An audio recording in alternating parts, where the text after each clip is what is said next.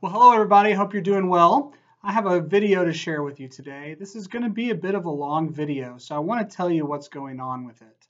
The first thing I'm going to do is address some of the new expectations on our report card for kindergarten, first grade, and second grade. As you know, it's a standards-based report card and there are some changes coming that I'm going to talk to you about. The second thing I'd like to do is tell you a little bit about the bridge. The bridge is something in our dual language grades that we've added in this year. We've had a few questions about it, so we want to kind of paint a picture for you of what it should be and what it will be as we continue to develop. So let me jump right into item number one, and that is report cards. So let me talk to you a little bit about it. As you know, kindergarten, first and second grade have a standards-based report card. The front page looks a little bit something like this year. You've had one, but the district has changed the way that we're grading the standards-based report card. And the overall concept that you need to know is that this year, we are grading all of these items on an end of the year expectation. So when we talk about language arts or math skills, the report card skill that's articulated here is an end of the year expectation. So let's talk about the pieces. First of all, down in this bottom left corner, I'm looking at a kindergarten report card. In the bottom left corner, it gives you the 4 different things that you might see on your child's report card when it comes home. The first part is an asterisk. And very simply, this means the teacher did not teach this component during the 6 weeks. The second one stands for mastery, and that's an M. And under mastery, it says, demonstrates independent achievement and mastery of all the student expectations related to the knowledge and skills. Now listen to what that says. It's mastery of everything that's involved. So mastery is going to happen later in the year. It's going to be very unlikely that you'll see masters earlier in the year. There might be a very few that show up somewhere, but most kids are not going to have mastery until later in the year. Under approaching, that's the A, it says understands and grasps many of the student expectations related to the knowledge and skill statements. So this means that the kiddo already understands a good bit of the information and they're farther along than they are as a beginner. Which it brings us to our third column, which is the B for beginning. And beginning progress towards the standard says, understands and grasps a few to some of the student expectations related to the knowledge and skill statements. So we know that this is an adjustment for our kindergarten, first and second grade families. You might not have experienced a report card at all in Arlington, and you might have experienced something a bit different last year. So let's talk about how this might work. If we look at a language arts side of our report card, and if we look under vocabulary, it says uses newly acquired vocabulary expressively. Well, that is one skill that's listed. But when the teacher is making the decision, the district has given guidance that there's about 4 or 5 components to that. So your child might be doing a few of those components if they're already ahead of schedule, and they might not be doing a few components. If that's the case, then that means they're either at beginning or approaching, depending on how many they're doing. If they've got all of the components that are contained within that skill, then they might be mastered. Again, don't expect master earlier in the year because the design of this report card is that we're grading on an end of year scale. By the end of the year, we hope that all of our kids are reaching that mastery level. But earlier in the year, we fully expect them to be at the beginning level and perhaps to be at the approaching level. But expect lots of beginnings. As we look at all of these elements, they're all collapsed. And what I mean by that is within each skill you see on the report card, there are multiple skills that the teacher is looking at to give that grade. Let's look over here at a math one. Applies mathematical process standards to identify the pattern in the number word list. Lots of components within that. If we broke that down, the child has to be able to do several different things. And when the teacher's grading, that's what they're doing. We are trying to keep you updated by getting into Class Dojo and using the portfolios as a way to let you see some of what your kiddo is doing. But again, when you get this report card, expect lots of beginning and expect a few approaching perhaps. Don't expect to see a lot of mastery because the design of this report card is for an end of the year measure. I can make you a promise. If your kiddo is struggling in class for any reason, the teacher is going to communicate with you. We're having regular meetings this year to talk about how kids are doing, how we're communicating that message with parents. You always have permission to get in touch with the teachers and ask them, and we encourage you to do that. But we want you to rest easy knowing if there's a concern, the teacher is going to connect with you. So if you see this report card and you see it says all beginning, don't read that and say, oh no, my kid's not doing well. Absolutely, it's the beginning of the year, they should be. And that's the design of this report card. We know it'll take some adjusting. We know you'll have questions, and we want to give you just time to take a breath and read through it. And after you see that and have time to kind of process it, think about what questions you might have for the teacher, and we encourage you to save those so you can have them at the parent conference. Remember that we ask all of our teachers to conference with their parents prior to Thanksgiving. So while we're just getting to the edge of October, expect to have a conference sometime before Thanksgiving with the teacher. If you need to have one sooner or you have questions, feel free to email them and reach out to them. So heads up on our new report card. 3rd through 6th grade, remember your report cards are traditional report cards, meaning they're number grades. So you're going to get a traditional report card. There is going to be an insert for our 3rd graders in regards to their language. So if you have any questions, again, reach out to the teacher and you can talk to them a little bit more about that. Thanks. All right, so the first half of that conversation was about the report card for kindergarten, 1st grade, and 2nd grade. Now we're going to talk a little bit about the dual language concept of bridging. Bridging is something that we've begun this year, and we want to give you a little bit of a deeper understanding of what that means. Miss Anthony and Miss Bianco went to a training this summer in Chicago. We were able to send them, and it was a week-long training on teaching for biliteracy. And this is all about the best practices of how we can really build fluency across language while we build content. So they came back with this concept and they said, Dr. Varnell, we really need to go down this road. We think this is a piece we're missing. We have kids who only hear their curriculum in Spanish, and there sometimes is a disconnect with the English. Vice versa, when we're doing literacy in English, we have kids who maybe are missing some connections in Spanish. So the idea of our program this year is that we're going to try to bridge that language. So what it looks like in general is that the Spanish teacher will teach a concept in math or science in Spanish, and after that unit is finished, that's an important part, after the unit is finished, the teacher who speaks English will help with bridging of that content. And so bridging means we're going to connect the vocabulary across language. I've got the Spanish word on this side, I've got the English word on this side, and it's helping kids to connect those so they know what is what. So we're going to take a look at some ideas so you can see. So this is going to be about a 10-minute clip of a lesson that Miss Febo has taught. And so as you watch this, pick up on the content, see what you can understand, and notice that the kids are very engaged, and notice that Miss Febo is teaching the content. So this is part of a unit. She's taught this very explicitly. You'll notice in this example, she's teaching in Spanish. We'll see what the bridge is in a moment, but this is an example of Miss Febo teaching the lesson in Spanish. Come back with us after she's done. I'll tell you about the bridge. Ok, buenos días, chicos. Buenos días, maestra Febo. Oh, buenos días. En el día de hoy estoy muy feliz porque vamos a empezar nuestro puente de lenguaje, ¿ok? ¿Sabe lo que es un puente? Sí. ¿Qué es un puente? It's a bridge. Ajá. ¿Y qué hacemos en un puente? Pasamos, ¿qué hacemos? Maya. Cruzamos. ¿Cómo? Cruzamos. Cruzamos de un lugar a otro, ¿verdad? Este es el puente. Y este es el carrito, ¿verdad? Donde vamos todos nosotros. Y vamos a pasar por el puente hasta este lugar, ¿cierto? Sí. Bien, pues eso es lo que vamos a hacer con nuestra unidad de valor posicional.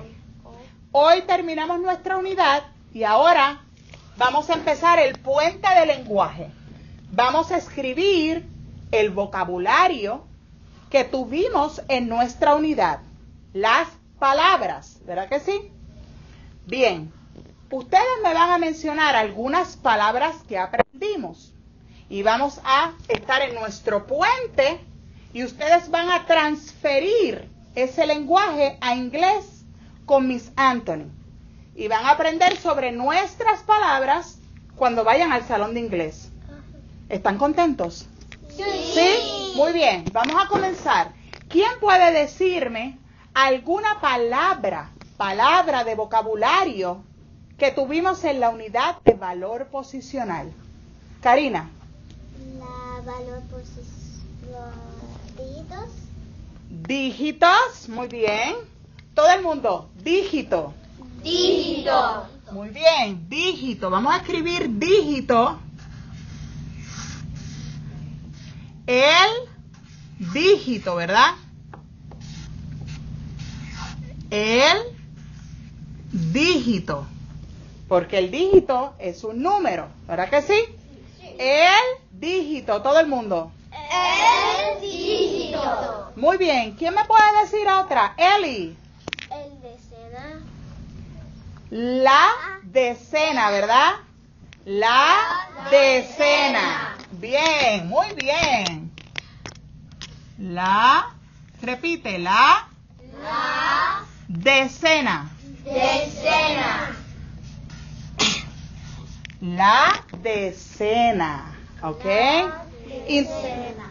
Interesante. La Maya, unidad de millar. ¿cuál? La unidad de millar. La unidad de millar. Muy bien. La unidad. Esa es una palabra larga, ¿verdad? La unidad De millar. Fíjate, no es una palabra, son varias palabras, ¿verdad? La unidad de millar. Muy bien, Landon. El centena de millar. Oh, ¿verdad? La centena de millar. Vamos a ver. La centena de millar. Muy bien. La centena de millar. Vamos a ver. Mackenzie. La centena, dilo. La centena. La centena. La centena. La centena. Muy bien. La centena, excelente. Que mucho aprendimos, ¿verdad? Sí. La centena. ¿Hay alguna otra palabra importante en esta unidad? Wayne, ¿puedes decir otra palabra que no hayamos dicho? Mira, ya tenemos el dígito, la decena, la unidad de millar, la centena de millar y la centena. ¿Hay alguno otro que no tengamos ahí? Las unidades, muy bien, ¿verdad? Las unidades. Las unidades. Las unidades. Las unidades. Muy bien. ¿Cuánto valen las unidades? 1. 1, ¿verdad? Las unidades. Excelente. ¿Alguna otra palabra? Nos faltan. Eva. La decena de millar. Muy bien. La decena de millar. La decena de millar. Muy bien. La decena de millar. Esa es una palabra larga también, ¿verdad? ¿Cuántas palabras tiene la decena de millar? 4. 4. Vamos a ver. La decena de millar. ¿Alguna otra? Ellie. Valor posicional. Valor posicional, ¿verdad? Esa es la más importante, ¿verdad? Porque es cómo se nombra nuestra unidad. Valor posicional.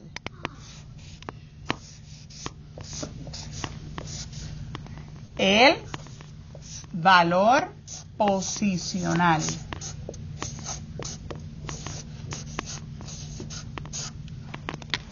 Bueno, chicos, hemos hecho una lista. Vamos a hacer ahora nuestros movimientos para recordarlo. ¿Quién quiere venir? Karina, Lucas. Ok. Vamos a hacer nuestros movimientos. ¿Preparados todos? Ok. El dígito. El dígito. Dígito. Muy bien. La decena. La decena. Muy bien.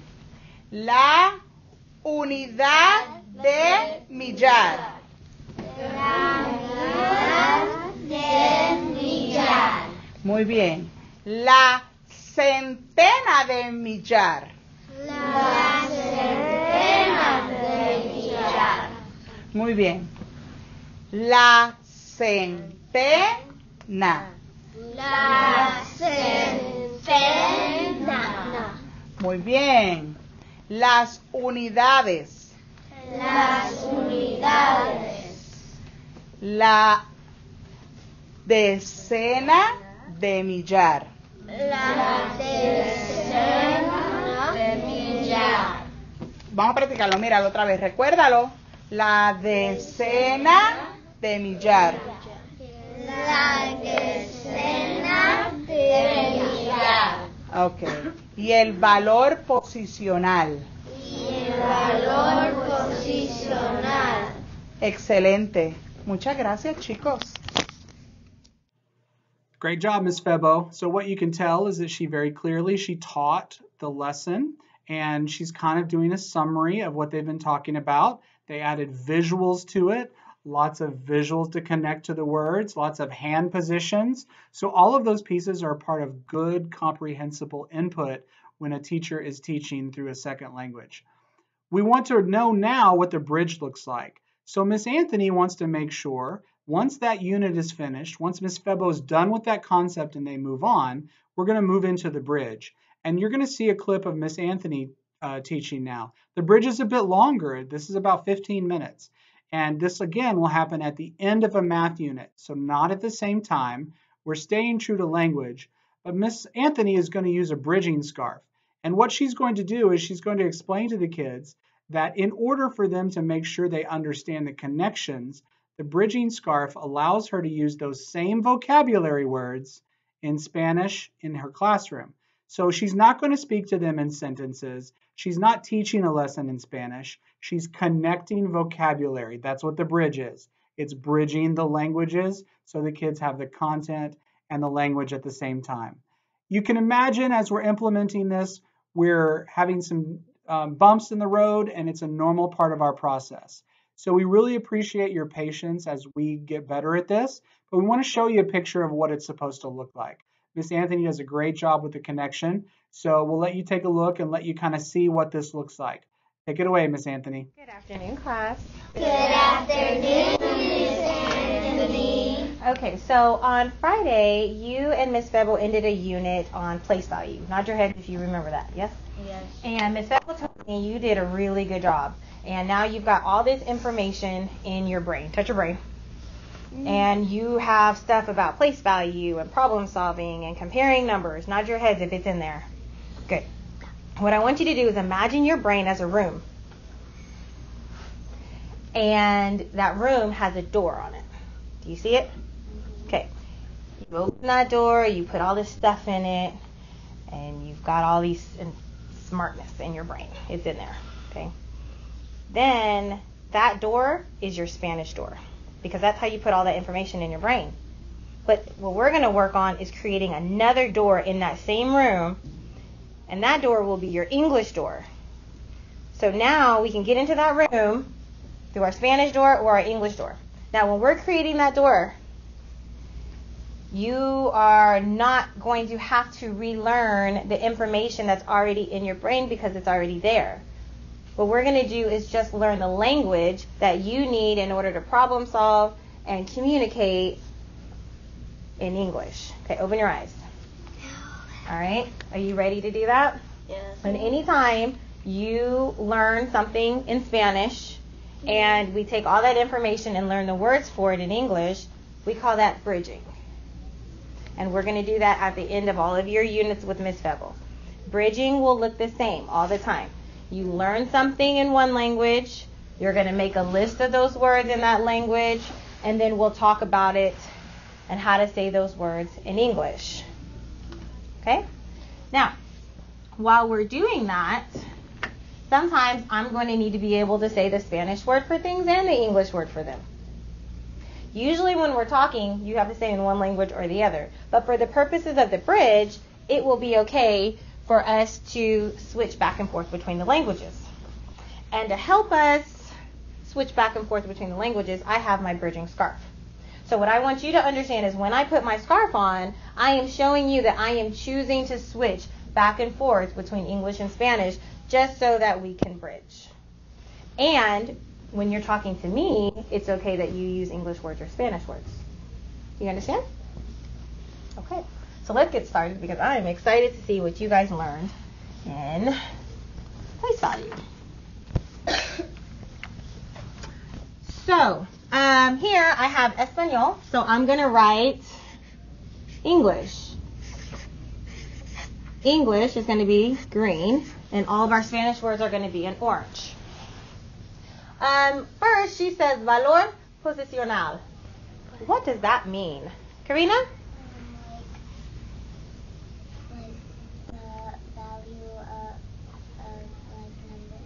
Close, very good. Yes. Position value. Close, position values, good. Value position.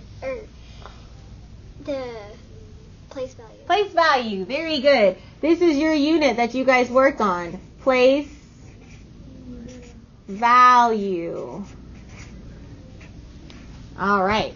So, here we have, this is a list of words that you guys worked on with Ms. Febble. You understand this is your vocabulary word, right?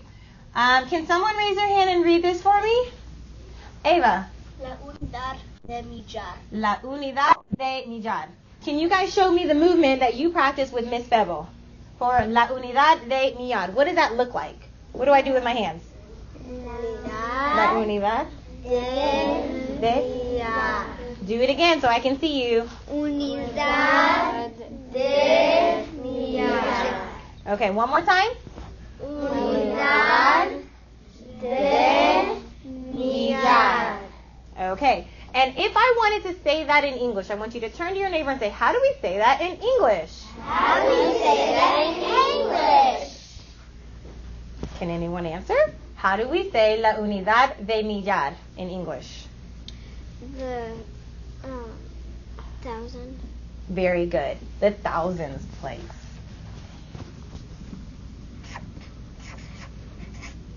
The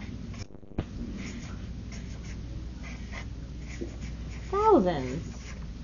Very good. All right, who can read for me the next word that you guys worked on? Esteban. La centena de millar. Everyone say la centena de millar. La centena de millar. And what's our movement for la centena de millar? Show me, everyone. La centena de millar. One more time. La centena de millar. Okay, and I want you to turn to your neighbor and ask them, how do we say that in English? How do we say that in English? Turn and talk to your neighbor. See if your neighbor knows. How do you say la centena de millar in English?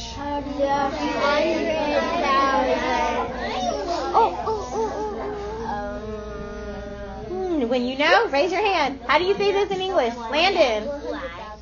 100,000. Very good.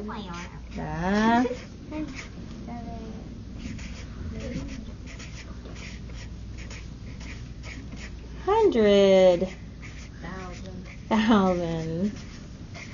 All right. Now, who can read me the next one? Lane.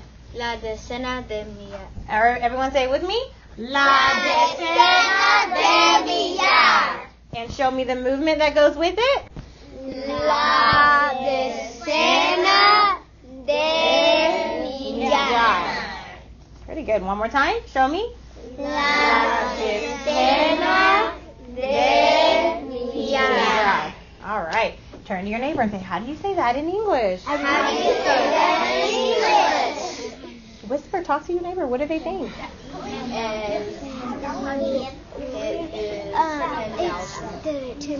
It's 10,000. Okay. Raise your hand when you know. Judah, what does this mean in English? 10,000. Good. 10. So here's 10,000. Very good. The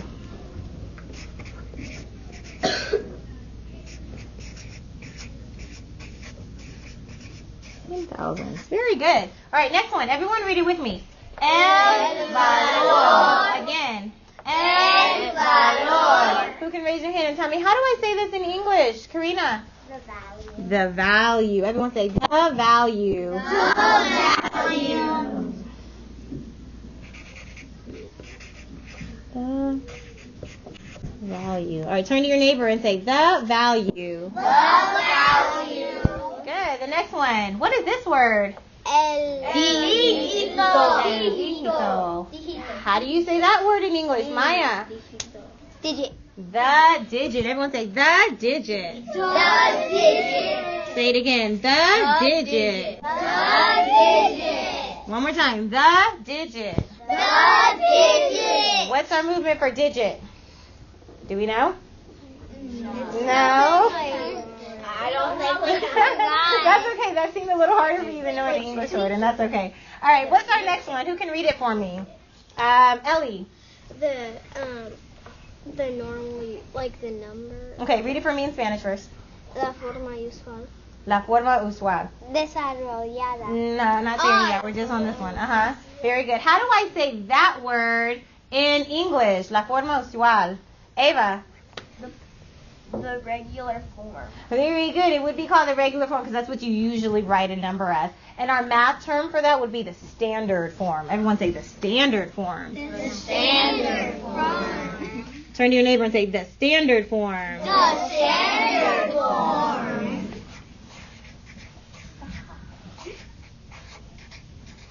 All right. The next one. Ooh, look at that word. Okay, everyone, let's read this one together. Here we go. La forma desarrollada. Oh, you have a movement for that one. Okay, show me this one again. La forma desarrollada. La forma desarrollada. One more time. Let me see it.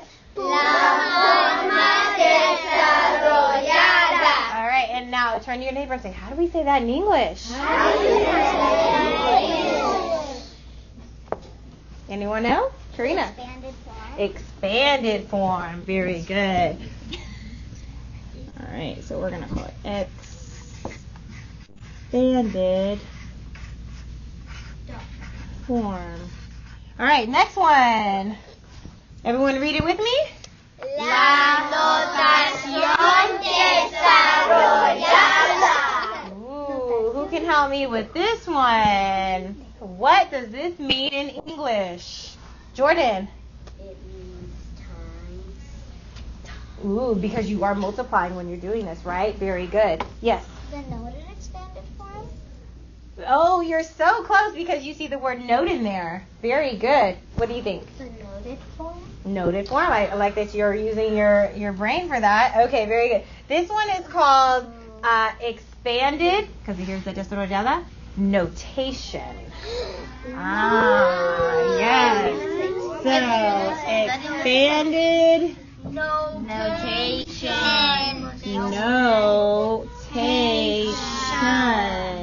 Very good. Okay, and the last one. What do we have, Ava? El lugar. Good. Turn to your neighbor and say, I know how to say this in English. And whisper to your neighbor, how do you say el lugar in English? Yes. How do The place. Okay, raise your hand if you know how to say this in English. Someone I haven't heard from yet. Mackenzie. Go whisper to your neighbor and ask her.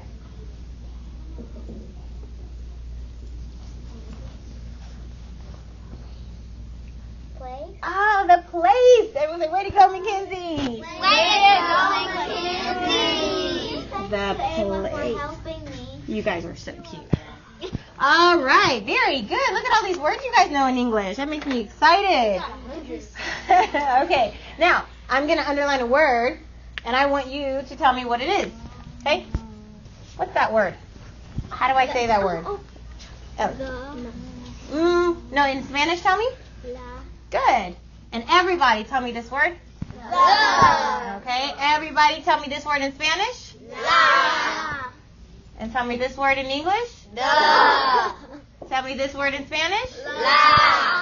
And what does it mean in English? Okay, I need someone to raise their hand and tell me this word in Spanish. Hacia. Huh? Okay, and what does el mean in English? Hacia? I didn't hear you. Good. Who can raise their hand and tell me what this word is in Spanish? Landon. And who can raise their hand and tell me what is that? Wait, what did you tell me? I didn't hear you, Landon. Okay, and in English, what does it mean? Very good. Everybody, what's this word in Spanish? And what does it mean in English? No. You guys are confusing me. What does this word mean? What is this word? And what does it mean in English? Are you noticing what I'm noticing? Yes. Who can raise their hand and tell me, what are you noticing? Jordan? There's two different ways to say the in Spanish. Very good. There's two different ways to say the in Spanish. And that's what we're going to talk about today.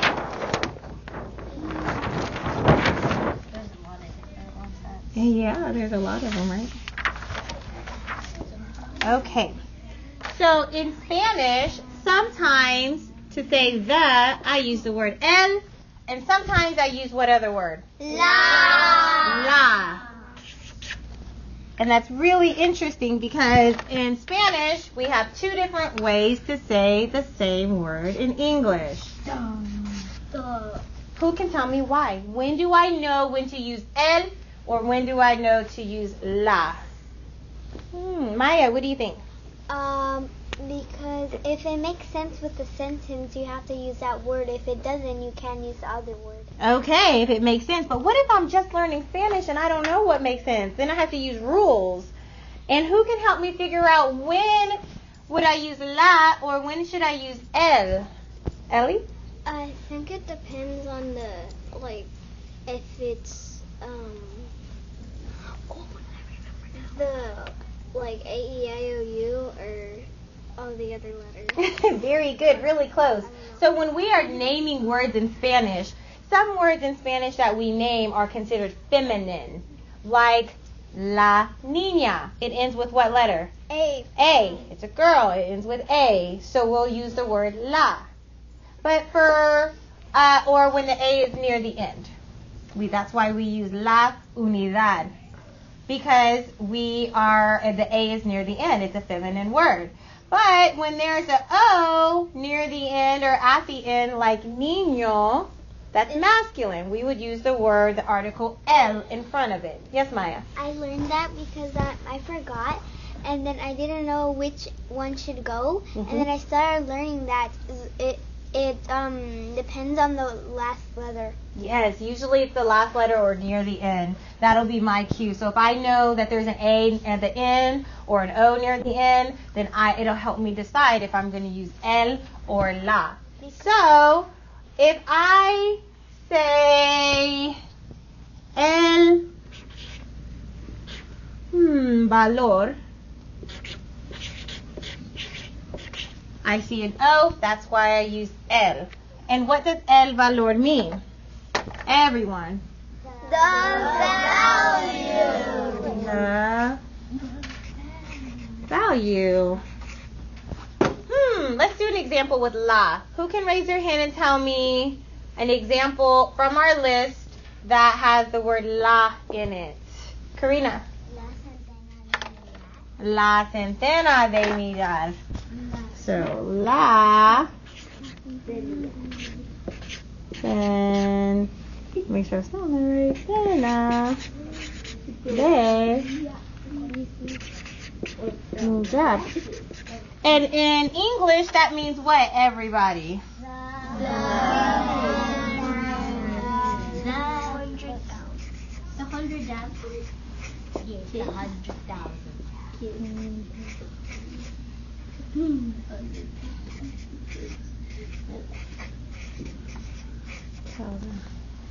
Very good. So, what I'm going to do is I'm going to put this list somewhere low to where when you guys are reading in English or in Spanish, if you notice more examples of how Spanish uses el or la, you can come and add this to our board. I have sticky notes over there for you. So if you know example, like if you're reading and you see something that says la niña, you can think, oh my gosh, I remember us talking about niña as a girl, so la has to be in front of it. I'm going to come put that on a sticky note. And then over here on another sticky note, you can write the girl. Are there any questions? Great job. I'm going to leave this lower so you guys can add to it. And I'm going to put this one on our bridge wall so that as we practice throughout this week, we can use the chart to help us. Great job. Yes, ma'am. There's another example. Well, I really appreciate your time today. I know this has been a long video, and I can't thank you enough for sticking with us. Got two great teachers there showing you what it looks like to partner together, to collaborate, and to bridge languages at the end of a unit. The same thing will happen the other way. So as we're connecting the Spanish to English, Miss Anthony might teach a social studies lesson, and you might see Miss Febo bridge that English to the Spanish. So as she's teaching a literacy lesson, she might connect some of those vocabulary words in the same way with the bridging scarf so that there is a connection. We know that this is a new piece. We appreciate your support. I can make you this promise unequivocally. We will always put your child's learning at the front of our decision making. We want to make sure that everything that we do is as clear as it can be and that is the best that we can offer your kids. Thanks to our teachers for going down this road, and thanks to you for parents for being a part of this journey with us. We're so proud of our kids and what they're doing. I think we have some of the best staff around, and I know we have the best kids around. Have a great day. See you soon.